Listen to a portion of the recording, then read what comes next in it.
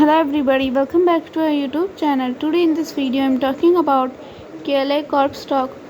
In this video we talk about stock pros and cons and technical analysis and latest news about it.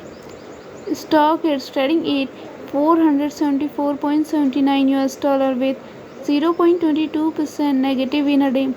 We can easily see stock was volatile for a day.